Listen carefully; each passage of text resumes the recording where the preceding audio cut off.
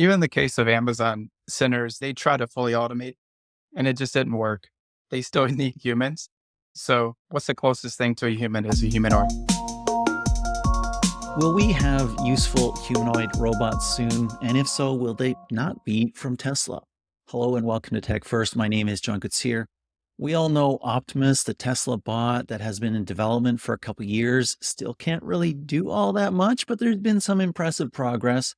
There's another dream team of engineers and roboticists who are building another humanoid robot, and they say it's the kinder, gentler version. We're going to talk to two investors in the company right now. One is Jesse Coors, the other is Gregg Hill. They're VCs that invest in innovative products that are powered by deep tech and open up new spaces. Welcome, Jesse and Greg. Thanks for Thanks, having us, John. John. It's a pleasure to have you. Maybe let's start here. We're going to get into the bot. We're going to get into what it can do or what it's going to be spec'd to do, timetables to something useful, all that stuff. But let's start here. Why did you invest in Figure? Honestly, this is a dream market for VCs. I think maybe you saw the recent interview with Elon Musk where he's speaking to his investor base where he said the majority of long-term value for Tesla is going to be Optimus. I think that's one of the most powerful statements I've ever heard in VC is essentially think about Apple coming out and saying the majority of its long-term value is not going to be iPhones, right? It's going to be the $4 Apple trillion Vision company. Pro. Yeah, it's just amazing. And the fact that Jesse Parkway, we were able to lead around and Figure arguably the best robotics team ever put together in the largest market in the world. So we're just super excited about it. And the science is done. So it's just a matter of getting the robot up and working and simulating and getting it into a 3PL and further. Interesting. It's always have to take Elon Musk's statements with a grain of salt because he's absolutely right. If you can get a working humanoid robotic platform functional and useful, that's off the charts useful for the economy, off the charts market space, depending on cost, obviously, and everything like that. Right. But of course, there's a ton of things that Elon Musk says that Tesla's going to do, and it doesn't quite do, or it takes a lot longer to do than he actually thinks it will. Let's talk about this robot first. What is this robot? What's it? Give us some idea of the specs, capability, and its design parameters.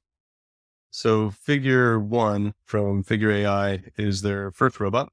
It is a humanoid robot, which is an electric-powered, electric actuator robot, which is really built to be slightly less powerful than an average human and meant to do physical labor tasks like moving packages and boxes in a warehouse.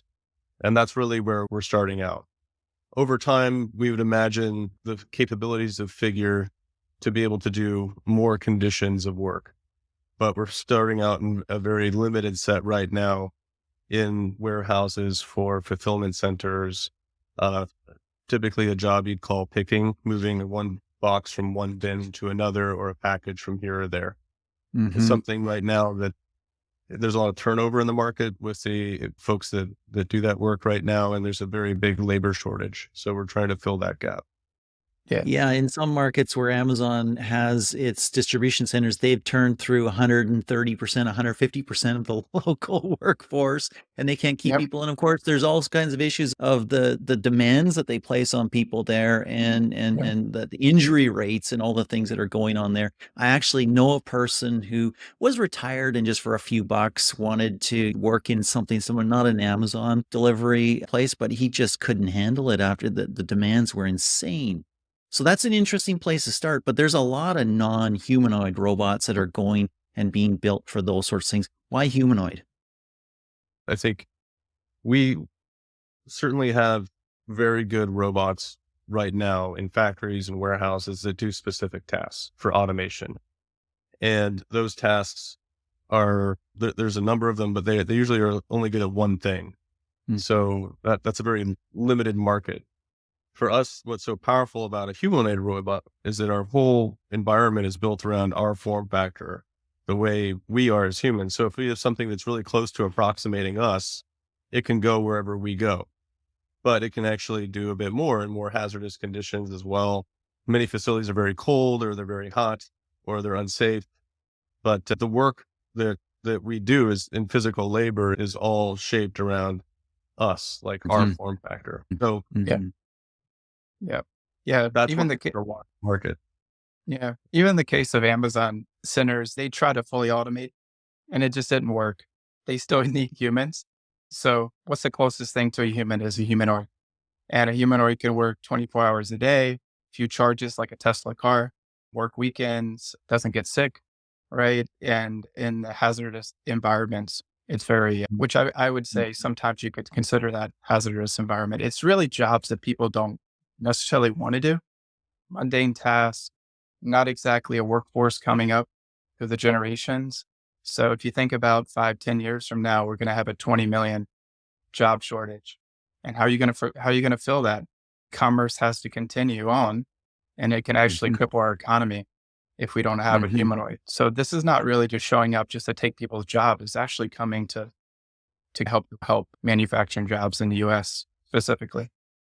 You bring up an interesting point because you said nobody there's gonna be the shortage, but nobody in school, I wanna be Yeah. work in a warehouse. I Yeah. wanna pick product Yes. and pack it. Everybody wants to be an influencer or something like that, When and hopefully yeah, we have what engineers what's and Yeah, I think there's some cooler jobs coming. Imagine understanding the complexities of a humanoid robot. There's 1,000 parts. That's really Mhm. interesting. Growing up and going to school and learning about this robot and how it functions and the technology. That's more exciting for the next generation, not working at a factory and picking 200 times and getting alerted and not even having a manager to talk to because it's just all Mhm. electronic. Pick this box up, take it over here. That's a tough job to fill, and there's not really enough money you can pay to keep people coming back. It's more of a lifestyle. It's really interesting that you said not even having a human boss because there have been people allegedly fired by AI as well, fired Right. by a smart system or an algorithm, right? And honestly, we want jobs for everybody who wants to work, and for that, hopefully, that's most people. But we don't. There are things that humans should not do. The repetitive stress type things, Yeah. low skill type things, deadening jobs. There are things that should be replaced by robots. We'll get into some of the economic and financial and career job type implications of this in a bit, but let's dive a little deeper into capability here.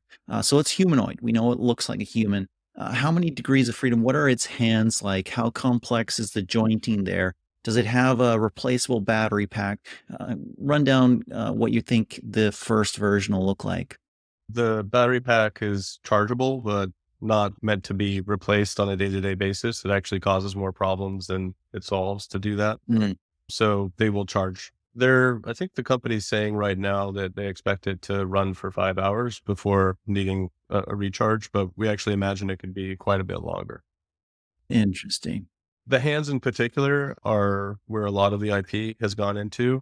And it's, you could obviously make a robot with like claspers, but the reason we put so much into the hands is because there's all these different shapes and sizes of packages. And then as the robot moves out into the world more and more, all types of different doors and door handles, and the work to be done is really specific to Mhm. having hands like ours. Doesn't Mhm. have the same degrees of freedoms we do, but it's very close. Like, Go ahead, Greg. yeah, like you can pick up a glass of water with a few fingers like us. That's Nice. pretty amazing. So it's not going to be as clunky as you think. It's got a great gait. So when it walks, it actually moves like us with that freedom. Sure. Not as good as us, but pretty impressive. It can pivot at the ankle. It can fall down and not break and get back up. Huh. Yeah, it's pretty amazing how far we've come with hardware and now hardware and software coming together. Yes. It's pretty exciting. When it falls, does it brace or does it look like a log or does it lift up its hands and brace? Is it Yeah, smart enough and looks fast enough for that? Yeah. So there's a lot of work that goes into stochastics to fall gracefully, stuff like that. Obviously, everything we're doing right now, it's harnessed anyway, but it's trained to be able to adapt to its environment like that. But Really what we really like interesting. about the warehouse specifically is that it's not as complicated as to say, oh, we're going into grocery stores or we're going retail. It's literally a fairly simple environment. It's almost like self-driving cars, right? they're not very good on this city streets yet. There's just too many conditions that they have to be trained on and be aware of. Whereas in a warehouse, or I'm sorry, on a freeway, Mhm. self-driving is actually really functioning well. So It's Mhm. got a that's because got a Mhm. lot better it's got a lot better in the street. You're right. It's got a lot better over the last 10 years. But Yeah. They went on the freeway first, and that's a lot more predictable. And then they kept updating Mhm. the software, and then Waymo went to the streets. And that was, yeah, it's been quite a process, a lot of workarounds, right? Uh, It's but pretty interesting with Waymo. I was in SF just recently, and it seemed like there was a Waymo car on the street every time I stepped out of a building. They yeah, were all yeah, over the place there. yeah. And if you think, I would try to like look at humanoid robots and then also Waymo cars and taking your kid, your daughter or son, 11-year-old to school, just car driving into Mhm. school. Mhm. 15 years Mhm. ago, imagine the human psyche saying, there's just no way. This is crazy. Mhm. Not going to happen. And now it's just something that's the norm. And I think that's where humanoid robots are going. One day it's science fiction. This is not going to be in our house. It's not going to be doing task force. And then the next day, kids are sending tweets. Did you see that cute bot? I just went over to Sarah's house and they have the emojis. And that's really where we Yeah. see the future going for the next decade.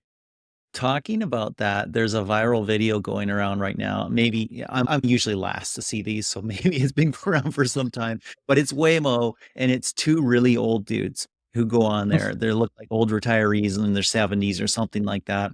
And they go in, and they just all they know is there's a cab coming, and it comes up, and then it picks them. Where's the driver? Where's the driver? And one is terrified. And yeah, they it's go like through road it. It's really or cool. something. If you Yeah. haven't seen it, go check it out. It's very cool. Let's get back to the robot here. A really critical piece is learning slash teaching.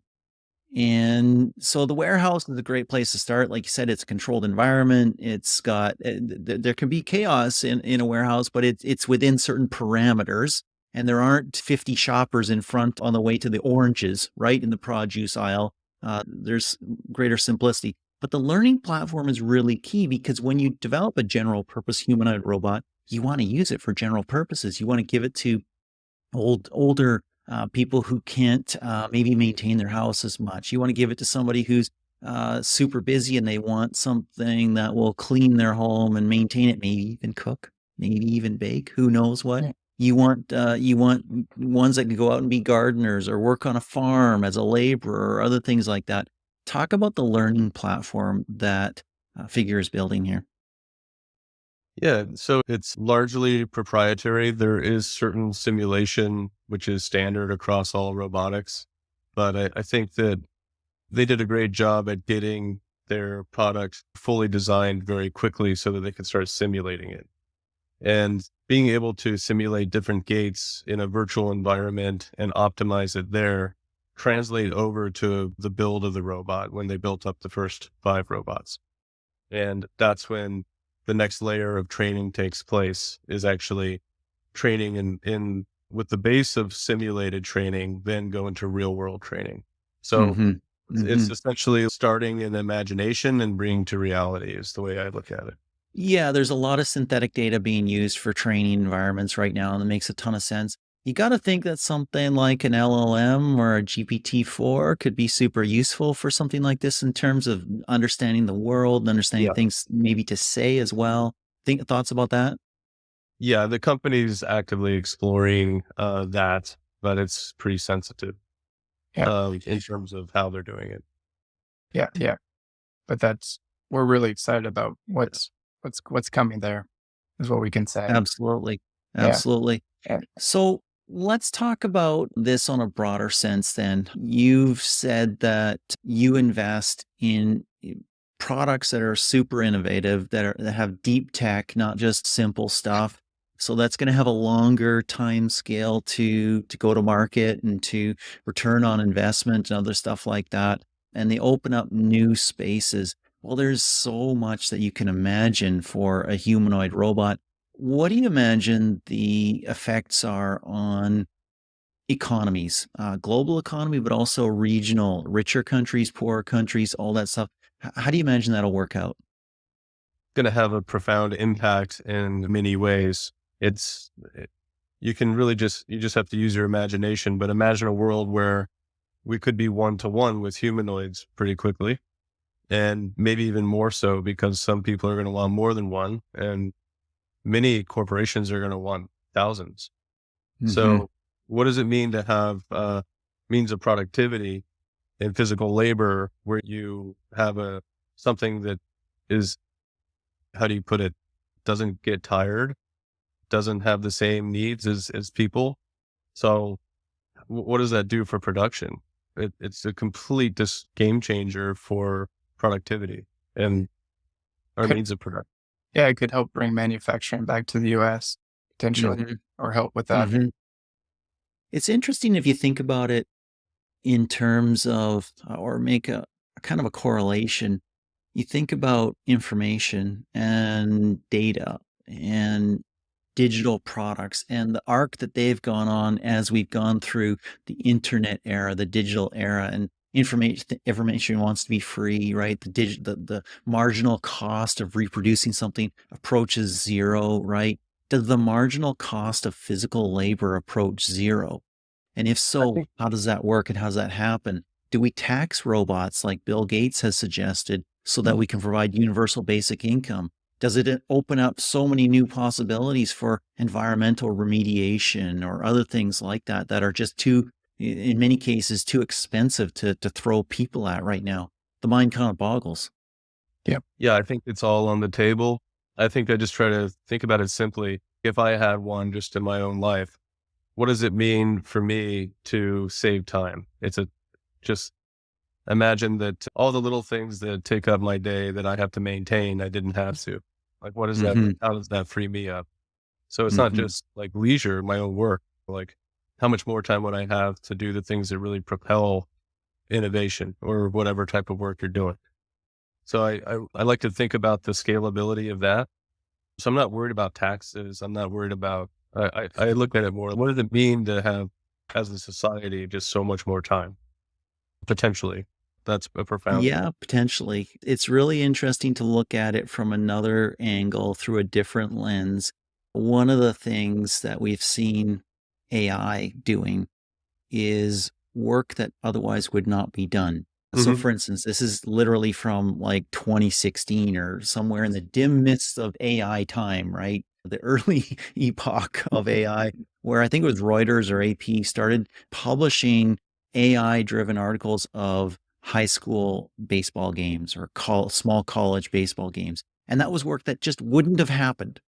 Yeah, And just because there wasn't a big enough audience, there was an audience of dozens or hundreds, not an audience of tens of thousands to make it worthwhile for a human to do. What does this open up in terms of work that's just not being done right now, as well as you mentioned, increased leisure time if you can afford one? Yeah, that's yeah. yeah, that's a great question. I'll go further with AI, separate from the robots. Just tell you how exciting we are about AI. AI is going to help third world countries, and we actually have one of our companies. I don't want to throw this in, is a fusion company, the most powerful one, or at least the one that's raised the most money. Cold TA, fusion. yeah, TAA Technologies. Yes, you remember the Saint, the movie at the end. We're getting there. But if you think about a continent like Africa, one of the biggest issues with Africa is infrastructure and getting clean water and food. It's a really huge area and it's just too complex. And even the Gates Foundation, they really had a hard time because it's just the infrastructure and it would cost trillions and decades. And it's almost not possible to fix, honestly. Think about Mhm. fusion reactor be able to drop one into Africa and light up miles and pure water without the infrastructure other than just a power supply. And the reason why I say that is AI is the only reason why fusion is going to actually be realized. It's because the reactor is so complex. Google actually, AI is actually controlling that reactor, which is one of the most complex piece of equipment in the world. So you think about AI, what it's doing over the next decade can really change the game in Africa. That's the good Turn side off of the it. reactor, Hal. Turn off Yeah. the reactor, Hal. Yeah, it Hal. won't it's not gonna go it's not gonna explode or anything, but so we like that side, and we love the fact that these are just completely new markets. If you think about it, IBM and all these companies, they've been around a long time, and now you have Sandbox AQ and Figure and Optimus and TAE, and then these companies, and these are completely new markets, completely new cells that the world's never seen before. That's an Mhm. exciting time to be a VC and to be investing in this fourth way. That's what keeps us up at night. It's a very exciting time to be alive with the capabilities that we are reaching for. And I can only hope that we have the wisdom society as a society as well to use these innovations well and hope that the benefits from them accrue to VCs deserve some and inventors deserve some, but hopefully a broader spectrum of society as well. Super interesting. Give us some timetables here. What do you think is a timetable for Figure One to do useful work? I'm not talking about a Yeah. demo, I'm not talking Yeah, about spot sure, or sure. something like or Boston Dynamics doing a cool dance, which is neat and amazing, it's wonderful.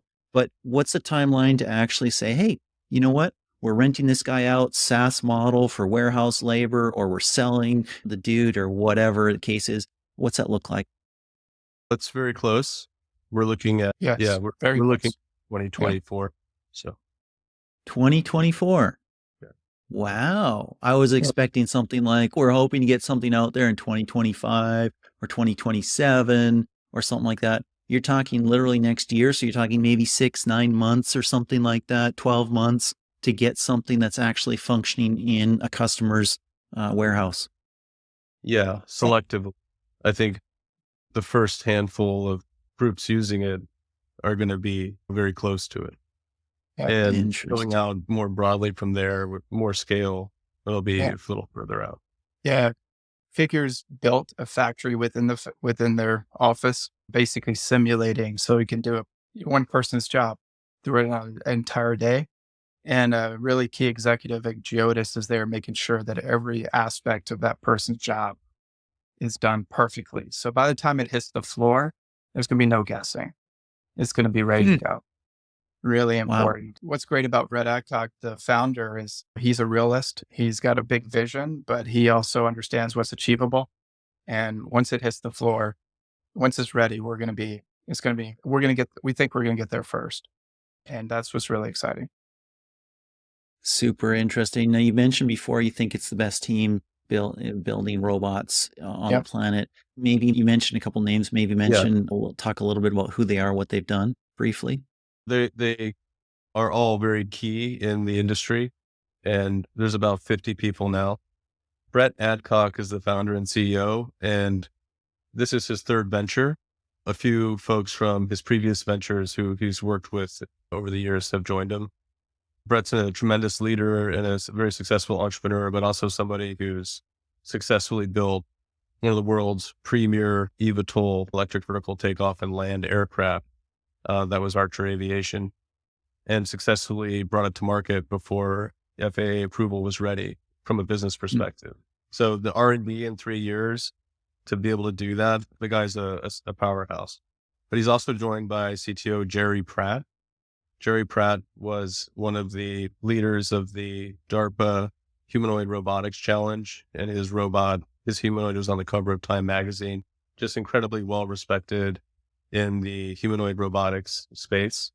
Mm. And then many of the engineers came over from robotics companies that were specialized Mhm. in this space in all the areas of IP that they were really focusing in on. So hands, actuators, control systems, everything you need to be able to successfully do this. Very Wait, cool. yeah. Yeah. Brett essentially looks at hiring like a football team, he loves football. So Jerry Pratt's like getting the quarterback, like the star quarterback, like a Tom Brady or somebody else. And then who's the best wide receiver, could be hands, who's the best AI, and put together that team. And that's what he did at Archer. And that's how he was able to do that in 3 years and achieve such an amazing feat. It was the Yeah. first ever to do that. And he hired every single person personally. And he did that as well. He sent out like 1,000 emails to everybody and said, "This is what I'm doing." Talked to every single person, brought them in, And now they're just Boston Dynamics, Google X. He's got all the rock stars on the team. And it's just really hard to create a team that can actually compete in this industry. The barrier to Sure. entry is super high. You got to be able, you have decades of experience. You have to be able to raise a lot of money. So you have to have a super founder like Elon or Brett. So it's not like there's going to be a lot of competition, honestly, in this space. There's 1,000 parts to the human or robot. It's very complicated. So there's going to be a few players, and we love it. A few players in a huge market. The question is, obviously, can we do it?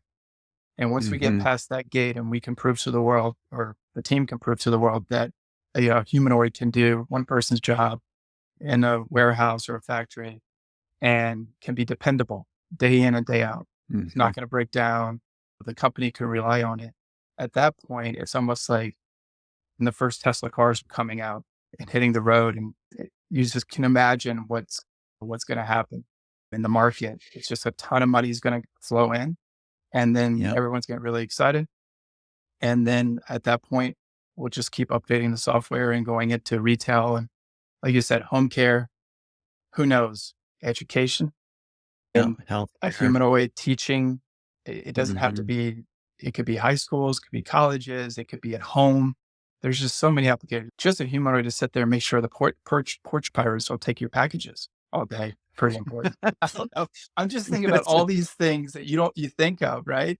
Or like right now, I'm out of town and I'm worried about my packages in my hometown, like where I live. And I would love to have my humanoid there alerting me. Yeah. So Mm. I just see there's so much potential. We just got to get through that first gate. And once we get through the first gate, we're all going to gain confidence as in the industry, Elon, Figure, investors. And then it's just like this wave, like this tidal wave Yeah. after that. Yep. And that's what we're really excited about. It's the interesting thing to me is the pace of technological change is pretty insane right now. And certainly past legislators' ability to keep up, regulators' ability to keep up. You mentioned aviation, of course, that's a heavily regulated Right. space. I think warehousing is probably a little less, but there's probably Yeah. some hurdles you have to go over. But given the pace that you're developing, and you think 2024, you'll have actual functioning product out there, there's going to be some cycles, there's going to be some iterations and some Mhm. fixes, there's going to be better software, Right. but this could scale within, let's say 2030, 2031 or something like that, if things progress as I'm guessing you hope, and as I'm guessing the team hopes as well. And that means the world changes very significantly very soon. Mhm. Yeah. It's been a pleasure chatting with you guys. Thank you so much for your time. Thank you, John. Thank you, Thanks for having John. us. Real pleasure.